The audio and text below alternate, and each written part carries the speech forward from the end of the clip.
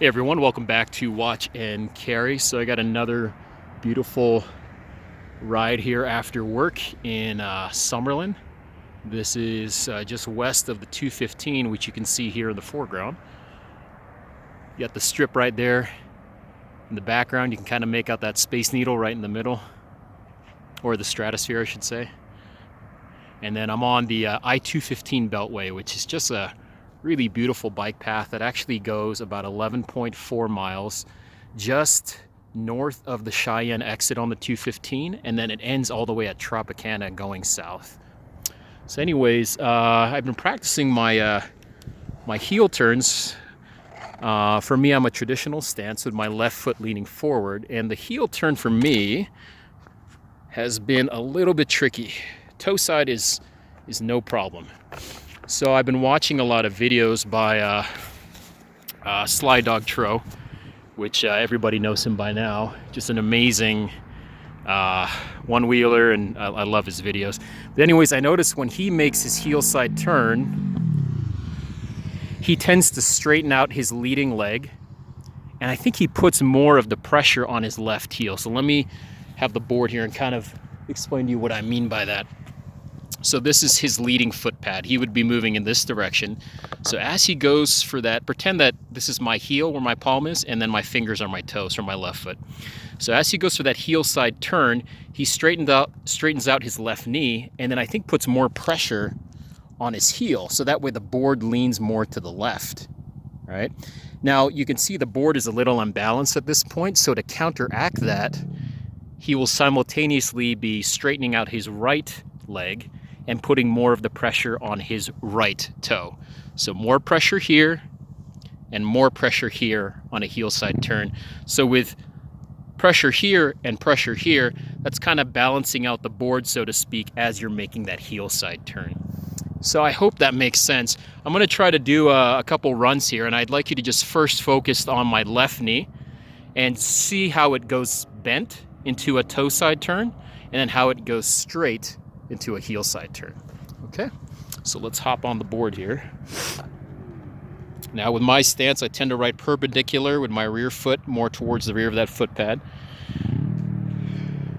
And then in my leading foot, I tend to put the foot more towards the wheel or the tire, and then I do more of an alpine stance.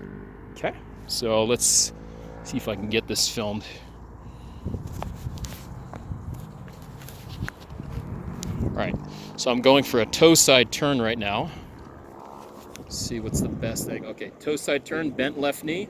Heel side turn, straightened left knee. Bent left knee, straightened left knee. Going right, turning left. Turning toe side, turning heel side. Turning toe side, turning heel side. Okay.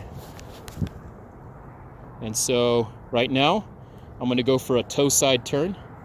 Look at my index finger. Most of my weight in my leading foot is here. And then heel side turn, most of my weight is here. Most of my weight is here. Now most of my weight is here. Here. And here. Here. And here. Okay, so now I'm just gonna keep quiet and do a few turns here for you.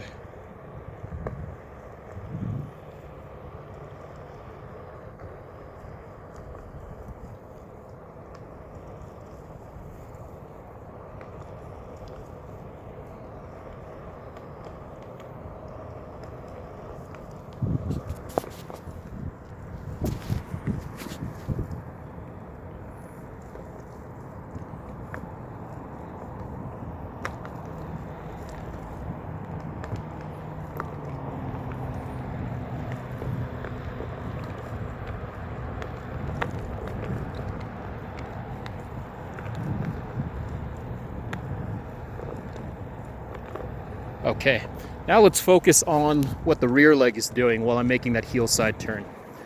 Okay, so right now I'm going into a toe side, and most of my pressure is on that right toe. Okay, toe side.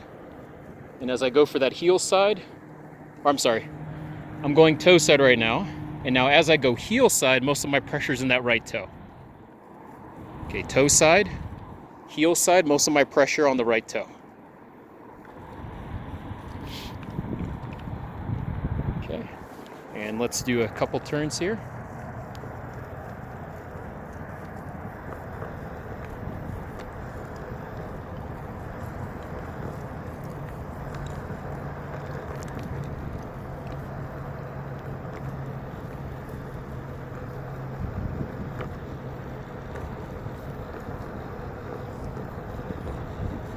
A little wobbly.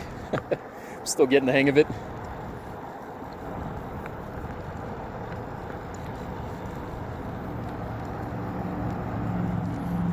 All right. Now let's just get some scenic shot here.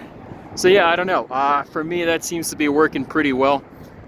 Heel side is always a little bit scary because, you know, when you turn toe side, your butt, so to speak, is balancing out you on the other side. You don't have that when you're going heel side.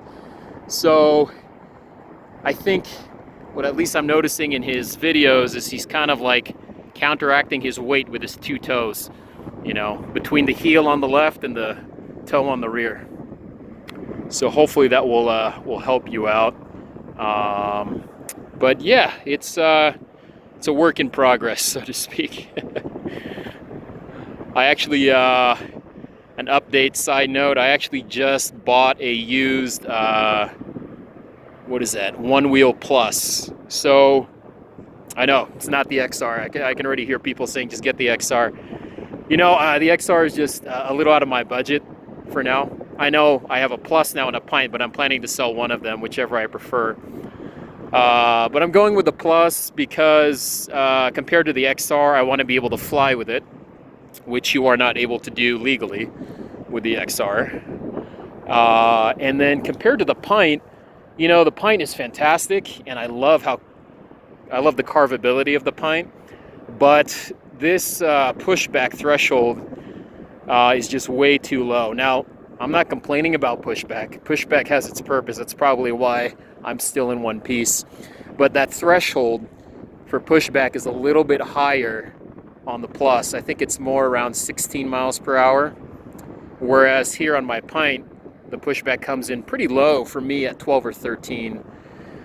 And at my cruising speed, I like to cruise more around the 16 mile per hour mark. So I'm ordering that Plus. Got a pretty good deal on it. Paid $850. It has 150 miles on it, original owner.